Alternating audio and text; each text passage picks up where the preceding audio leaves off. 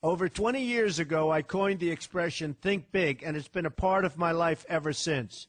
It's also come true. I became an even bigger success after I said it than I was before. And that's one reason I think it's an important way to think. It obviously works, and that's what I'm going to talk about today. What I said exactly in my first book, The Art of the Deal, is as follows. I like thinking big. I always have. To me, it's very simple. If you're going to be thinking anyway, you might as well think big.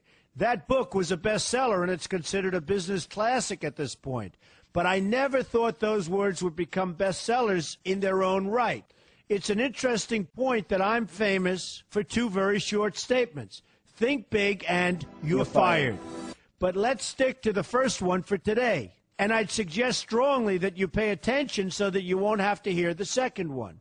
Thinking big starts with the details and grows from there. Because I'm a builder, I'm very aware of the importance of having a good foundation. You can't take chances in construction. You can't be haphazard and say, well, maybe this will work, maybe it won't, so let's try it and find out. Because a lot of people will be at risk. I have to know if something will work or not. Every inch has to be accounted for. In other words, thinking big starts with being thorough. So number one, be thorough. Don't count on happenstance to get you anywhere, because it won't. Number two, get a momentum going and keep your momentum going. You have to have big ideas, but you've got to have the energy to get them done, which can sometimes take a long time. If you don't have momentum, you will not have what it takes to get the job done. Patience alone isn't enough. I have a lawyer friend who used to refer to me as the reverse tornado who builds everything in his path. I always like that because it implies a lot of energy and a lot of momentum. And that's exactly what it takes to get anything done. So keep your momentum going. Number three, stay focused. You have to stay focused. The minute you lose focus, you will also be losing your momentum. They go together, and you will accomplish a lot more, even amazing things, if you make sure you keep these two things working together for you. I've seen very talented people literally go down the drain because they couldn't seem to keep their focus long enough to get anything done. In this day of multitasking, that can be a real challenge, but it's absolutely necessary. Ask yourself this question: what should I be thinking about right now? That simple question can restore your focus in no time at all. And your answer right now should be listening to Donald Trump. Number four, look at the solution, not the problem. This is very important if you ever want to learn to think big. And here's why. No matter what you do, you're bound to run into problems. It's just part of life, a part of business, a part of anything worth doing.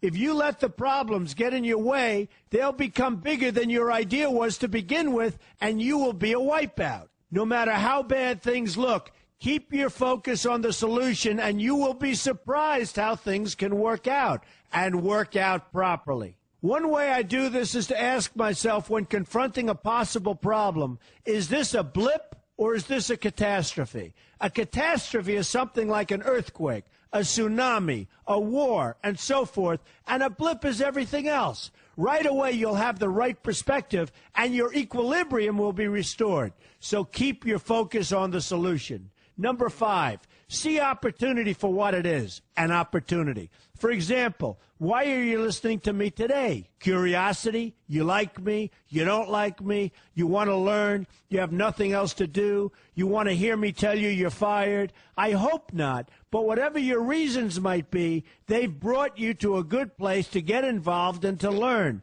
And that's an opportunity right there. People think that because I'm rich and famous that I know everything. I know a lot, but one thing I know is that I don't know everything. So I ask myself this question every day. What can I learn today that I didn't know before? And you know what? I learn something new every single day.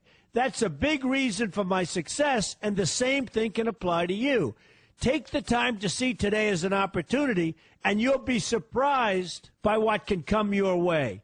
Be open to new ideas, and you will be creating your own opportunities before too long. Number six, know everything you can about what you're doing. That's a good way to cover your bases. Another good way is to read the book Robert Kiyosaki and I have written together, Why We Want You to Be Rich. It's about covering your bases and knowing what's going on. I remember when some guys came in to meet with me about a great idea they had for an atrium for a building on Wall Street. It was a beautiful idea except for one thing. None of them had thought about how the building would be supported around this fabulous atrium. They didn't take into account the steel columns that were necessary to support a 72-story building, a very big and embarrassing oversight that could have been avoided if they'd taken the time to think about what they were doing. Don't let that happen to you. Know what you're doing first. Number 7, be lucky. Remember the old saying, the harder I work, the luckier I get. Well, it happens to be true. It works for me, and I've encountered some pretty big successes. But this goes along with something that's absolutely necessary for great success. Be passionate. You have to love what you're doing if you want to be successful at it.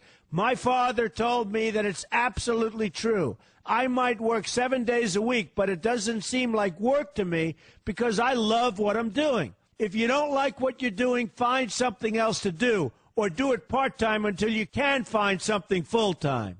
You will never be successful, happy, or healthy unless you're doing what you love to do.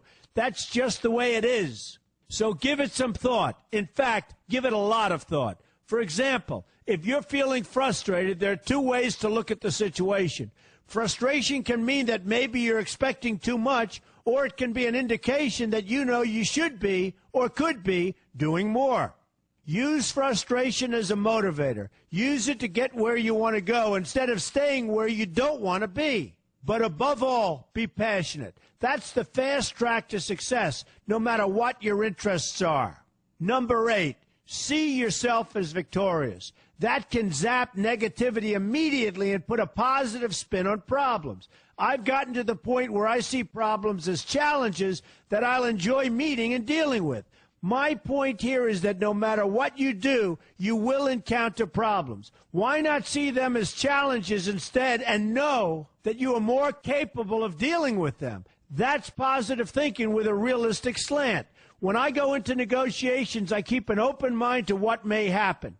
But I can tell you that there's already a done deal attitude on my part. I've already thought the process through to the extent that I know everything will be better off if they agree with what I've come up with because I've taken both sides into account. I enter the situation with a victorious attitude, and I've had enough victories to know that this attitude works. Use it. Number 9, be smart. Know that you have something unique to offer because you do use the tools that are provided for you and remain open to new ideas. That's being smart. That's also where innovation comes from. Being smart means you know how to use what you've got. That doesn't mean there's nothing left to learn, but it means that you will have the ability to learn and move forward with success. And success is very important. Success is what you want. Just be successful. Believe me, you'll be happier. I know people who have had very few real advantages in life, and yet they've managed to become giant successes. They figured out how to use what they had, not to dwell on what they didn't have. I'm convinced that everyone has something useful to offer, and if you apply yourself diligently, you'll find that you have what it takes to succeed, and you're going to be a lot happier for it. Number 10, above all, never give up. Never, never, never give up. The only time you will be a failure is if you quit trying.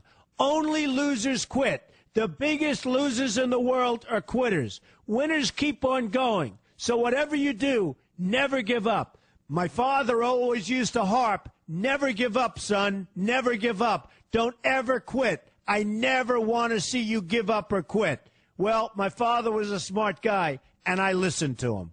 And remember, think big. A good way to start is to read our new book, Why We Want You to Be Rich. 2 men, 1 message. There's a lot of great advice in there for you, and I expect you to pay attention. You're going to do fantastically well. You're going to be a winner, and I'm going to see you in the winner's circle.